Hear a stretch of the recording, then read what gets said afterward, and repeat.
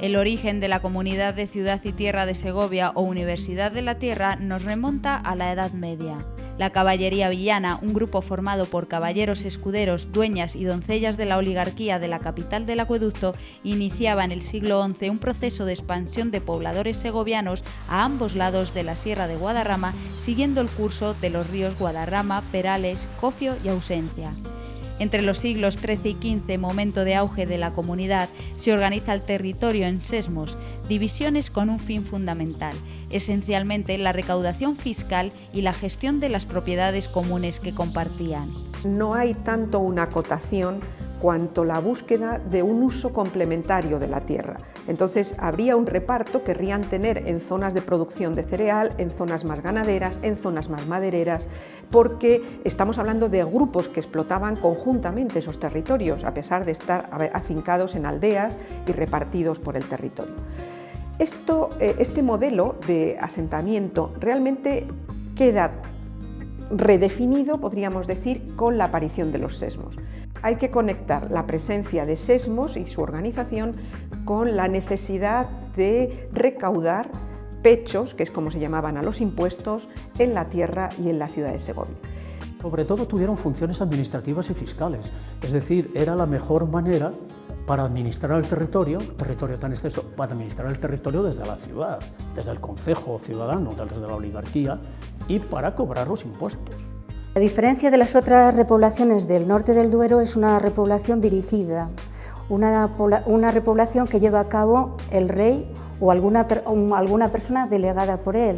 En este caso es Raimundo de Borgoña, que es su yerno, el que lleva a cabo esa repoblación. Y este tipo de repoblación que se hace en Ávila, en Salamanca o en Segovia, se llama una repoblación también concejil, porque él se encarga a un concejo, que puede ser una villa o en el caso de Segovia, una ciudad, que lleve a cabo esa repoblación. Y desde Segovia se va organizando la creación de aldeas, el apoyo, por ejemplo, para surgir estas aldeas. Se les entrega unas propiedades, se van levantando las casas y luego se quedan unas propiedades comunales para disfrute de todo la tierra, para el disfrute del ganado, etcétera, para montes para cortar leña, para la caza. La tierra de Segovia aportaba a la ciudad todo lo que ésta necesitaba. Los sesmos de la Comunidad de Ciudad y Tierra lo que hacen es abarcar pequeños territorios dentro de la Comunidad de Ciudad y Tierra y que abarcan esos 132 pueblos que conforman la comunidad. La función de los sesmos era precisamente organizativa, es decir, poder dentro de cada uno de los sesmos organizar la distribución administrativa de las cargas y de las propias riquezas para poderlo distribuir e incluso poder recaudar los impuestos o los tributos. La sexta parte en que se dividió en principio la tierra de Segovia. Sesmo es una división que se hace con fines fundamentalmente administrativos y fiscales. Desde su origen, la comunidad consta de dos partes esenciales, la tierra y la ciudad.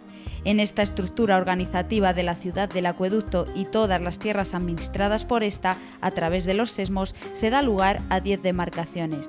Casarrubios, El Espinar, San Martín, Santa Eulalia, San Millán, La Trinidad, Posaderas, Lozoya, San Lorenzo y Cabezas, y la capital como sesmo central. La espina dorsal de esta planificación se sitúa en la Sierra de Guadarrama, que separó los territorios y sesmos de Aquende y Allende de la Sierra. La comunidad se extendía en lo que se llamaba Aquende y Allende Sierra, es decir, pueblos de los que hoy constituyen la provincia de Segovia y pueblos de los que constituyen la provincia de Madrid. Incluso en algún momento, en ese momento anterior al desmembramiento de los sesmos, pues algunos pueblos de la provincia de Toledo. Hay que incluir también una zona pues colindante con Villacastín, de la provincia de Ávila, y colindante con El Espinar, que es pueblos como Peguerinos, o bueno, no sé, unos cuantos pueblos de Ávila que pertenecen también a esta comunidad de Segovia. 8 en la parte norte, al norte de la sierra, y 2 en la parte sur, que es el sesmo de Casarrubios y el sesmo de Lozoya. 10 regidos por el concejo, que es la ciudad de Segovia. Cada uno de los sesmos poseía unas costumbres y tradiciones diferenciadas que han pervivido a lo largo de los 10 siglos de historia de la comunidad. Las dulzainas sonaban igual a un lado y al otro de la sierra. Y bueno, yo creo que había un elemento común que eran las personas y sobre todo la economía de la zona, la economía de la sierra a este lado, es decir, de los pueblos como el Espinar o San Rafael, La Granja, pues eran muy similares a las que había al otro lado de la sierra, pues en el Valle de Lozoya, por ejemplo. Actualmente los sesmeros mantienen reuniones para gestionar los bienes que aún comparten, que se basan en pinares, pastos, inmuebles y recursos madereros esencialmente. La comunidad de Ciudad y Tierra de Segovia está constituida por 132 pueblos y estos pueblos a su vez están agrupados en sesmos. Actualmente en la comunidad hay 10 sesmos. No es que todos los sesmos tengan el mismo número de pueblos, porque los hay desde el que menos tiene, que es el sesmo del Espinar, que solo tiene 2 pueblos, el Espinar y Peguerinos, no por eso menos importante, al que más tiene, que es el sesmo de Cabezas, cuya cabeza está en Mozoncillo, que tiene 20 pueblos. La labor de un sesmero es asistir a las reuniones de la comunidad de Ciudad y Tierra, que en la actualidad se celebran una vez al mes y donde se sigue toda la actividad que rige la comunidad.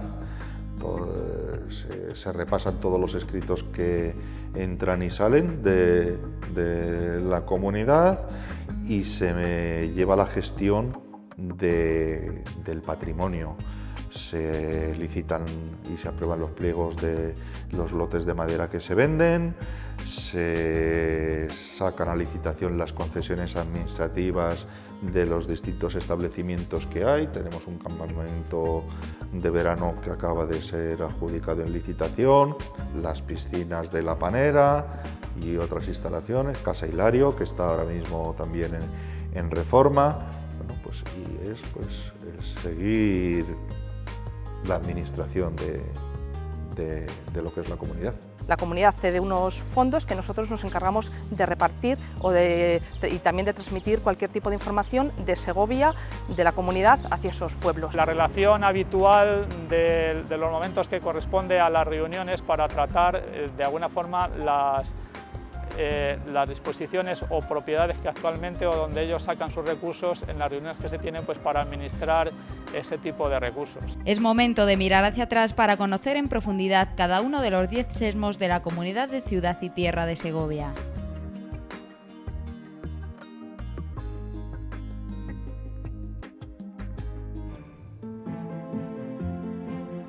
El sesmo de Posaderas o de las Posaderas es el único sesmo dentro de la Tierra de Segovia que no tiene una continuidad territorial, es decir, no agrupa aldeas próximas entre sí. Se trata de localidades enclavadas en los extremos nororiental y noroccidental de la Tierra de Segovia. De Posaderas formaban parte las localidades abulenses de Aldeavieja y Blascueces, Martín Muñoz de las Posadas, Domingo García, Muñoveros, La Cuesta, Aldehuela del Codonal, antes Aldeavieja, Aldea Nueva del Codonal, conocida con anterioridad como el Aldehuela. A ellos se suman Turégano, Pegazones, Caballar, Fuente Pelayo, Lagunillas y Navares de las Cuevas, lugares estos últimos que a principios del siglo XVI pertenecían a la Mesa Obispal.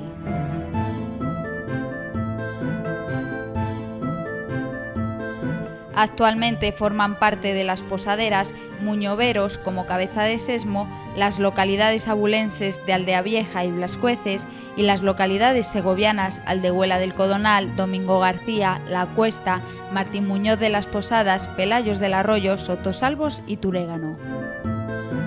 La razón de esta dispersión casualmente es el origen fiscal. Sin embargo, a pesar de que el motivo de la organización en sesmo es el mismo, la gestión fiscal, el hecho de tener amplias distancias entre estos municipios, se debe a que hasta 1399 este grupo de localidades eran las aldeas posaderas, es decir, habían disfrutado de una condición de privilegio con relación a otras aldeas y concejos de la Tierra de Segovia. Por esta distinción quedaban exentos de pagar pechos, pedidos u otros tributos a cambio de prestar determinados servicios al concejo de Segovia, sus caballeros y escuderos. Se trataba de posadas, llantares y fonsados, es decir, aportaciones que se hacían a la realeza para los gastos de las guerras. Constituido en 1399 dentro de la comunidad de Villa y Tierra de Segovia. Anteriormente, estas mismas aldeas que pertenecen al sesmo de Posaderas ya estaban agrupados y ya participaban de sus derechos y derechos administrativos. Tenían una particularidad con el resto de sesmos que anteriormente ya estaban constituidos en el siglo XIII. Y es que estas localidades, por estar un poco más en la parte final de la comunidad o en los límites de la comunidad con otras comunidades, pues estaban exentos de pagar los tributos e impuestos para gastos, pero a cambio tenían que compensar dando el llantar, dando posada a las personas, al tránsito de carruajes, de nobles que por estar dentro del camino real de Madrid hacia Valladolid y por su situación tenían obligación de darle a estas personas, a la vez que alimento a las caballerías, en fin, todo este tipo de prebendas. Estos servicios se prestaban para reconocer las labores de defensa realizadas por estos caballeros y escuderos. Terminados estos privilegios fiscales, estas aldeas se agrupan en sesmo para pagar los tributos de los que habían estado exentos. Durante un tiempo, estas aldeas daban esa posada a cambio de no tributar, es decir, era una especie de paraíso fiscal en esa época. Y el resto de los sesmos dijo que era una cuestión de desigualdad, protestaron y al final se hizo que estas aldeas pagaran impuestos y a cambio se constituyeron como sesmo. De ahí esa peculiaridad, esa diferencia con otros sesmos de estar dispersos geográficamente. Esta característica no nos permite hablar de estas aldeas como un conjunto, aunque sí se puede diferenciar por su emplazamiento oriental y occidental. En total abarcan 150,49 kilómetros cuadrados.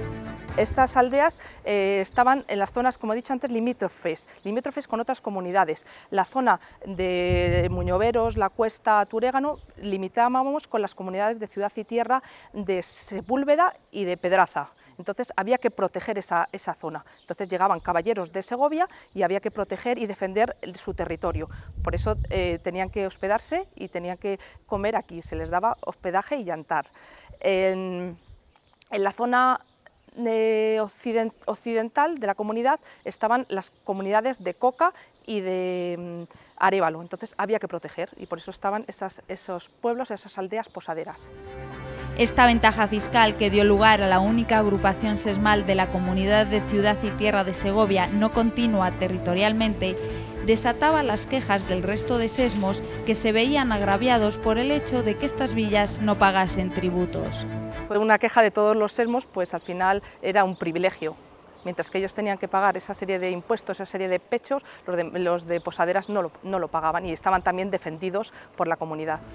En la zona al norte de la sierra, incluidas dentro de la demarcación territorial del Obispado de Segovia, se encuentran parte de las villas pertenecientes a este sesmo.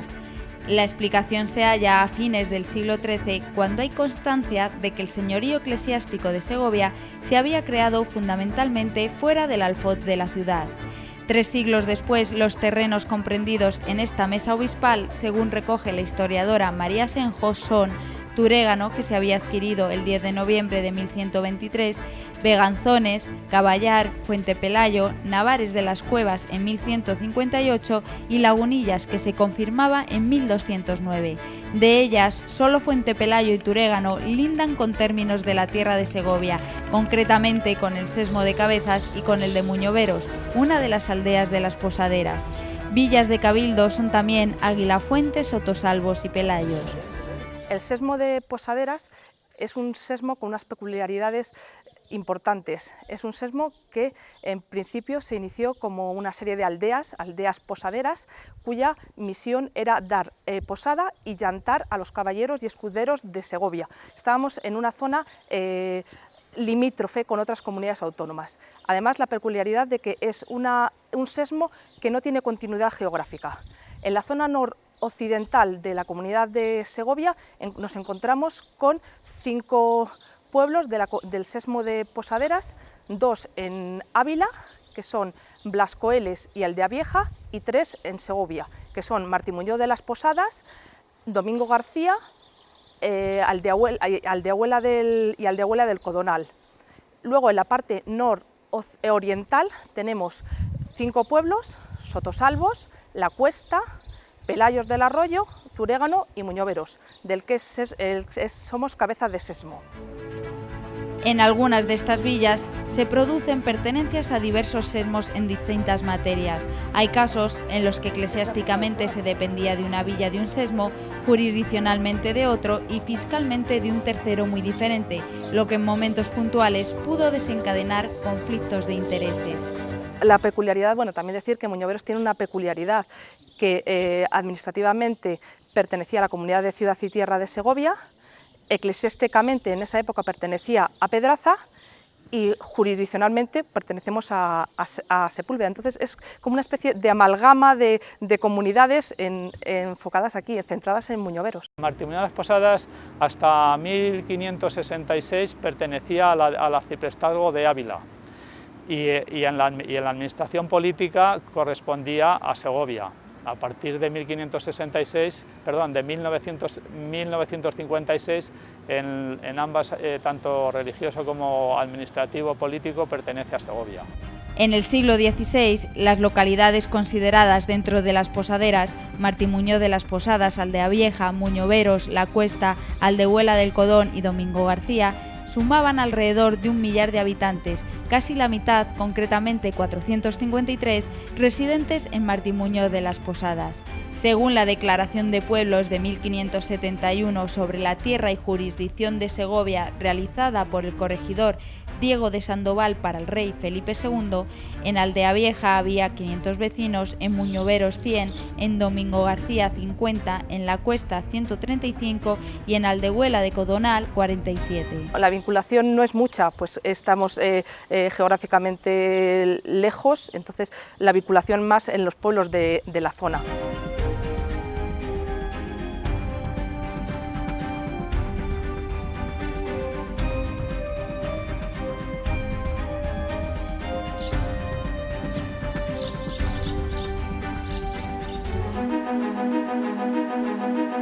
Las aldeas situadas al oeste, es decir, Martín Muñoz, Aldehuela, Aldeavieja y Domingo García, pudieron explotar la fertilidad de los suelos de la campiña con tierras aptas para el cultivo de cereales y vid. A esta actividad se le sumó la ganadera, ya que se trata de municipios con buena calidad de pastos. En este aspecto, las mejores condiciones las reunía el concejo de Martín Muñoz, localizado en el camino que comunica Segovia con Medina del Campo y Arévalo, y que también cruza su término la Cañada Leonesa en su recorrido hacia el sur del Tajo. Diferentes documentos a fines del siglo XVI atesoran que en Martín Muñoz y Aldeavieja hay algunos ricos y otros de medianas haciendas que recogen mucho pan y vino. Martín Muñoz de las Posadas actualmente lo conocemos por su importancia y siempre ligado o unido al cardenal Diego de Espinosa, pero no siempre ha sido así, porque en el siglo XIV y XV ha sido un lugar relevante dentro de la comunidad, porque siempre en los tratos de la venta del cereal habría que estar pendientes también de la lonja, como podrían ser el precio que tenían los cereales en Santa María, Segovia y Martín Muñoz de las Posadas. Bien, que de alguna forma es una población que ha tenido cierta relevancia a lo largo de la historia. Se basa en una agricultura de secano, con cultivos como trigo, cebada, girasol, en una ganadería, lanar, ganadería porcina, el vacuno, cosa que nuestros antepasados también tuvieron esta actividad económica, y otra actividad que recientemente se ha recuperado, que es la explotación resinera de nuestros pinos. Se están volviendo a resinar esos pinos y está generando esa actividad económica en Muñoveros. Si bien es cierto que hay cultivos que más o menos podemos decir que están prácticamente desaparecidos, el tan afamado garbanzo de Muñoveros apenas ya se cultiva, las viñas que regaron a nuestros antepasados ahora son cultivos muy escasos y sin apenas casi producción, pero en su momento sí que ofrecieron unos caldos de la tierra con una buena calidad. Vivía de los cereales y también que ha sido un lugar y zona de huertas y hasta nuestros días la población de Martín Muñoz ha estado principalmente dedicada al cereal y a las huertas. No obstante, cabe destacar aquí que Martín Muñoz en la época del cardenal tuvo imprenta, cuando no la tuvo Segovia. Según la Declaración de Pueblos de 1571 sobre la tierra y jurisdicción de Segovia, realizada por Diego de Sandoval, en Aldea Vieja el principal trato era el de labradores que cogen pan y se trata de una tierra fría de sierra sin montes.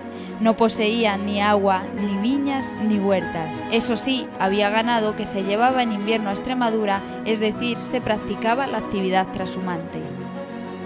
Muñoveros y La Cuesta, situados en el flanco nororiental, participan también de una actividad ganadera dominante, combinada con la actividad agraria, concretamente con el cultivo de cereales y vid.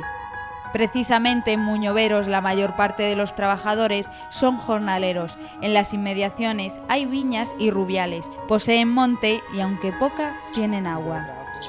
Los vecinos de Domingo García son fundamentalmente labradores de cereales y aserradores de madera, ya que poseían pinar. Mientras en La Cuesta también tienen presencia los labradores de los cereales que se utilizan en la fabricación del pan, se producía lino y no se poseía monte. Por su parte, en la aldehuela de Codonal el trato principal también era el de labradores de pan y viñas. Los términos comunes centran varios de los litigios que Domingo García y Miguel Áñez se entablan con la viña de Coca y su tierra, señorío de don Alonso de Fonseca. De hecho, en 1482 se aprueban por ambas partes unas ordenanzas que prohíben con penas la entrada de vecinos de uno de los términos al otro y viceversa. 6 años después todavía hay constancia de pleitos por este motivo.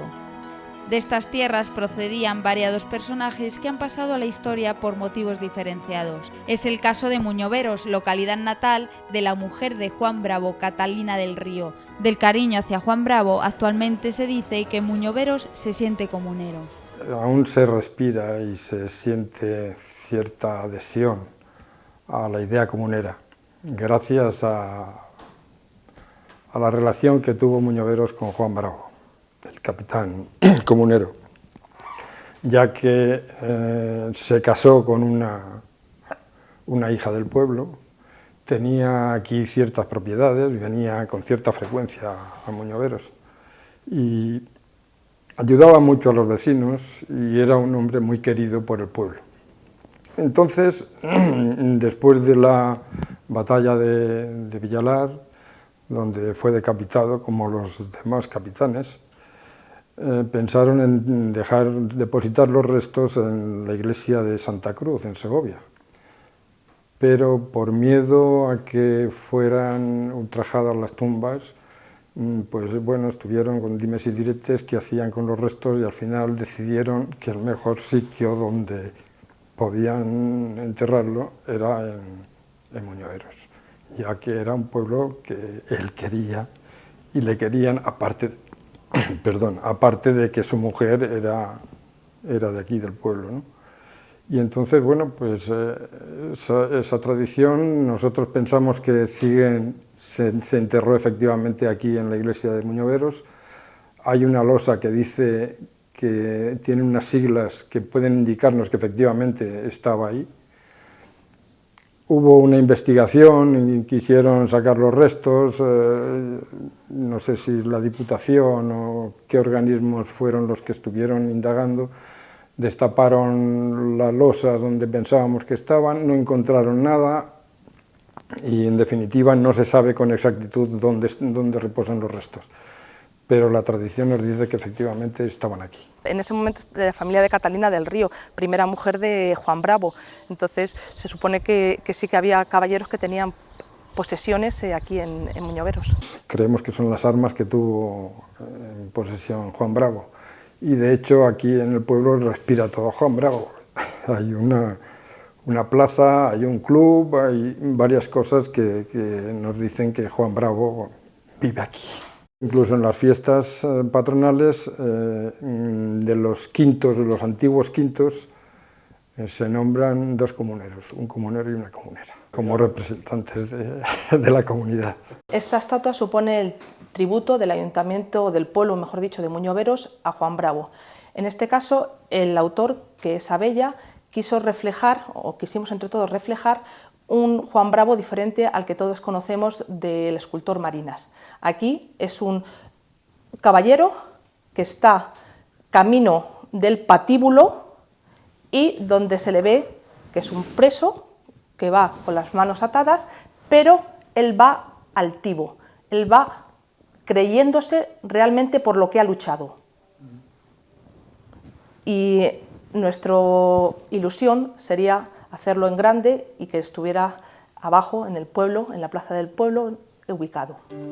También Muñoveros centra un episodio desconocido con el rey Fernando el Católico. Cuando Fernando el Católico vino a coronarse ya a Segovia con la reina estaba en Segovia, y antes de llegar Fernando el Católico a Segovia, pues la reina le indicó que tendría que esperar unos días para que ella tuviera toda la organización completamente ultimada. Y entonces el rey Fernando pues se quedó unos días de esa espera en el castillo de Turégano.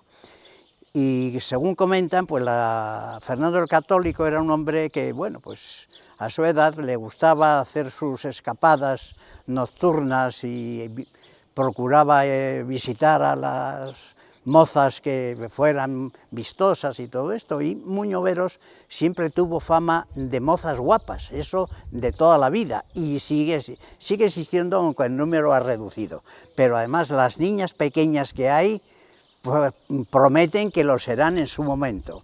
Entonces, pues, mientras estaba Fernando el Católico en el castillo de Turégano, esperando la orden de la reina de que ya podría regresar, estuvo unos cuantos días, y por la noche pues hizo unas cuantas escapadas hasta Muñoveros. Los mozos del pueblo, pues hasta 2 o 3 días de esas escapadas que hacían no se enteraron, pero llegó el momento, pues ya se lo vieron y le esperaron un día en una calle que está pues perpendicular, la primera que hay perpendicular de esta calle que tenemos aquí. Y le esperaron, Fernando venía con todo su séquito y sus guardaespaldas, como se llamaran en aquella época y todo lo demás, pero los mozos del pueblo le esperaron y le propinaron una soberana paliza, tanto a él como a los acompañantes. Entonces el rey Fernando se vio tan acosado de todo aquello que le dijo a los suyos: oye, vámonos, que esto es un infierno. Y desde aquel momento la calle esa, el callejón, pues tradicionalmente se ha llamado Callejón de los Infiernos. El cardenal Espinosa, la mano derecha del rey, es otro de los símbolos, en este caso de Martín Muñoz de las Posadas. Con motivo del nacimiento del cardenal Diego Espinosa en la villa, pues a partir de ahí, y principalmente cuando obtiene sus cargos más relevantes en el reinado de Felipe II, pues evidentemente adquiere otra relevancia y entonces adquiere un lugar en las zonas relacionadas con el movimiento que decía antes de personas y a la vez por la relevancia que quiere darle el cardenal a su ciudad natal, a su pueblo natal. El cardenal Diego de Espinosa, más que por el título de cardenal o por su cargo de cardenal, tuvo relevancia política principalmente. Siempre desde el 1565 Felipe II le nombra presidente del Consejo Real de Castilla y otros cargos anexos y que a la vez iban parejos. Entonces, en ese caso y en ese momento está durante 7 años haciendo esas tareas y a disposición siempre del gobierno y con poder suficiente dentro del reinado de Felipe II. En Martín Muñoz tenemos un legado importante del cardenal. Además, él en su testamento, que está depositado en Martín Muñoz, en la parroquia de Martín Muñoz, dejó claramente constancia de que deseaba ser enterrado en su pueblo natal. Él falleció en Madrid. Sin embargo, consiguió o hizo que en la iglesia se ampliara en lo que ahora conocemos como la cabecera y el crucero. Dentro de la cabecera pues, destaca el retablo mayor, que está evidentemente dentro de la capilla mayor. Y en el mismo tiene situado su escultura, obra de Pompeyo Leoni. A la vez, por el cardenal, Felipe II mandó construir un palacio para que uno de sus ministros tuviera caserío adecuado o adaptado al rango, ¿verdad? Entonces manda construir el palacio, que actualmente se puede visitar. Después, como quería que su pueblo tuviera importancia en la época, consiguió de Felipe II que concediera una feria franca durante 2 semanas en el mes de septiembre por San Mateo.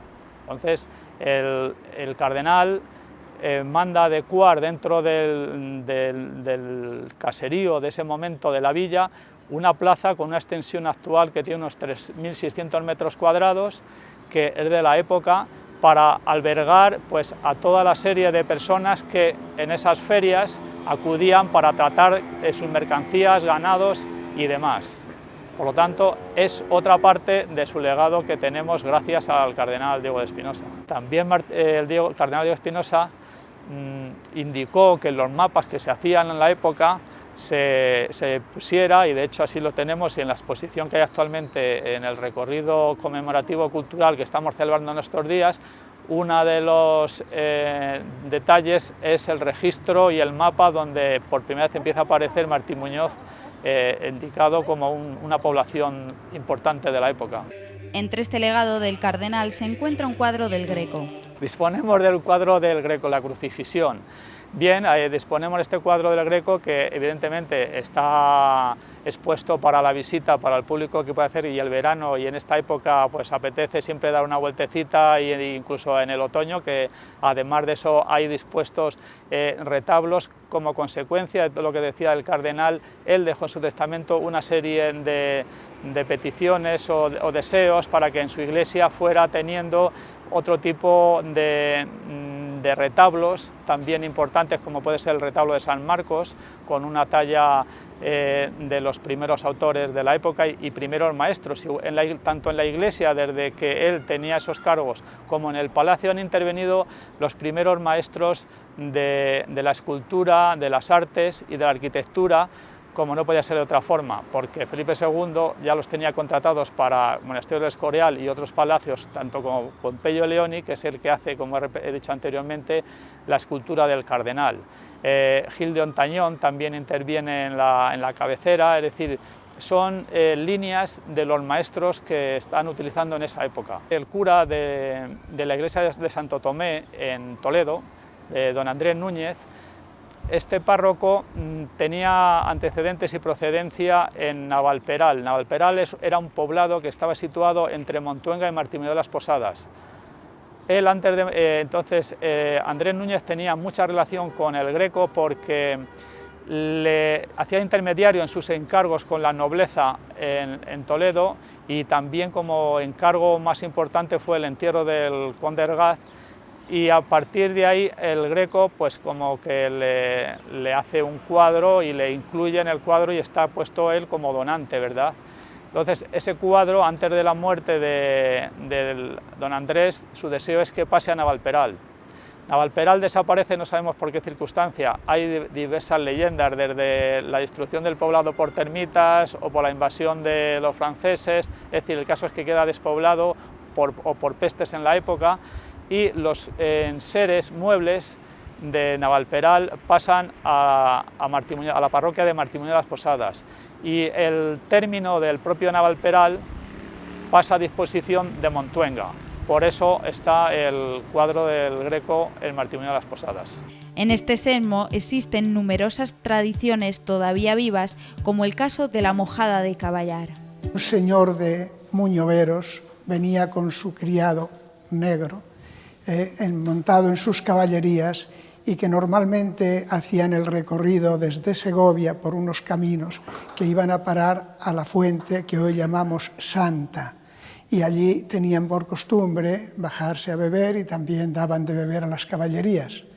Entonces, uno de esos días pues vinieron las incursiones de los moros, y estos santos, Valentín y Engracia, hermanos de San Frutos, tenían adosadas al monasterio de San Zoilo, que estaba en la dehesa de Caballar, sus ermitas.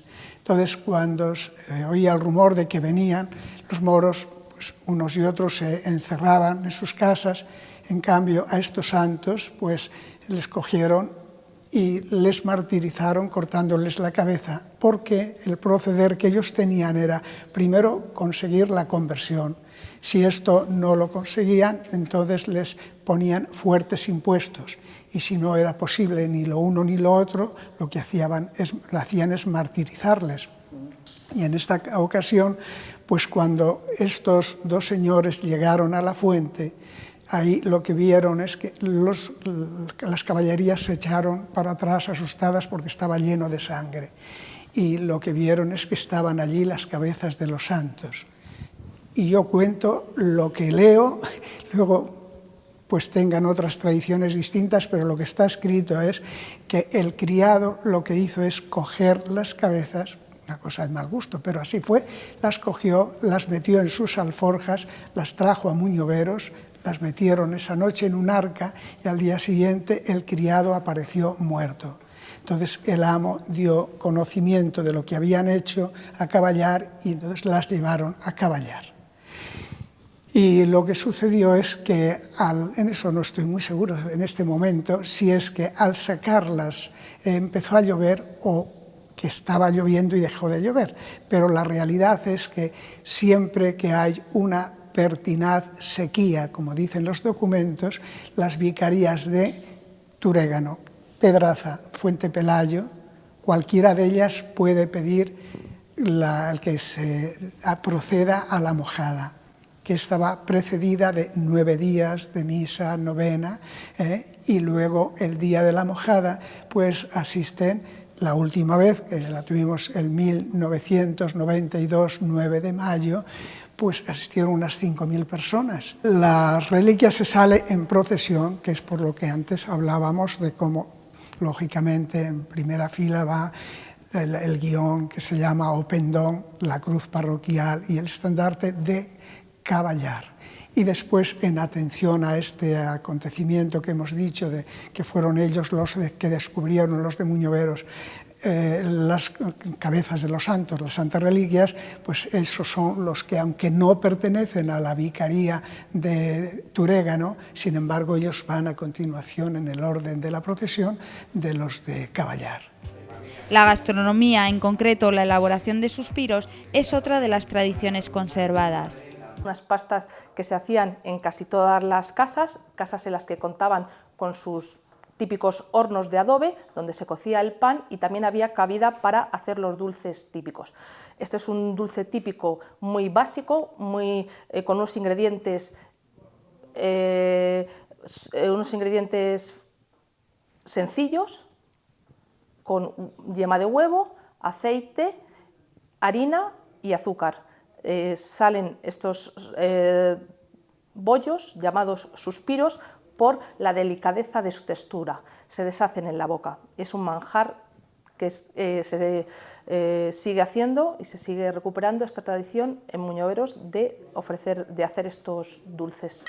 Mientras, el paloteo es uno de los restos de folclore que aún siguen vivos.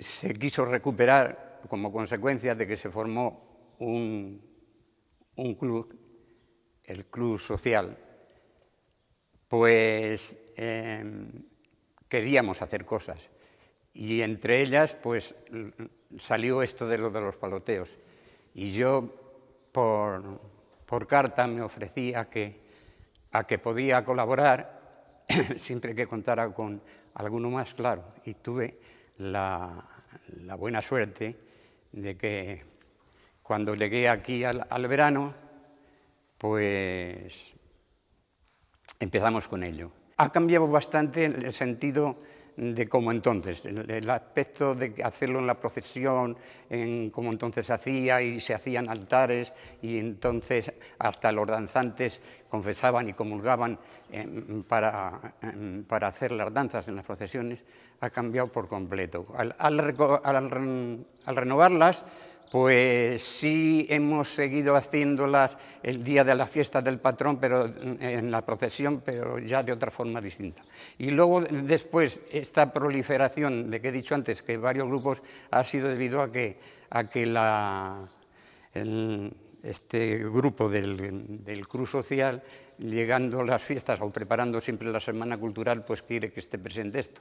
Y poco a poco pues se van apuntando, ya sabes que sobre todo en plan de niños. Las danzas ligadas al paloteo han perdurado hasta la actualidad en el Sesmo de Posaderas.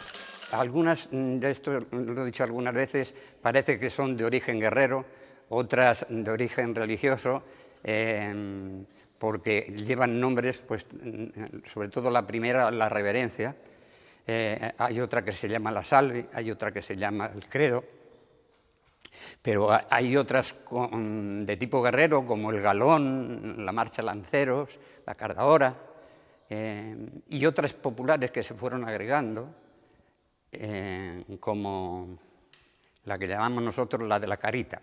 No te pintes la carita, no te la pintes Leonor. No te la pintes, Juanita, no te la pintes, no te pintes la carita, no te la pintes, no te la pintes, Juanita, que así no lo manda Dios. Tradiciones que hoy continúan vivas.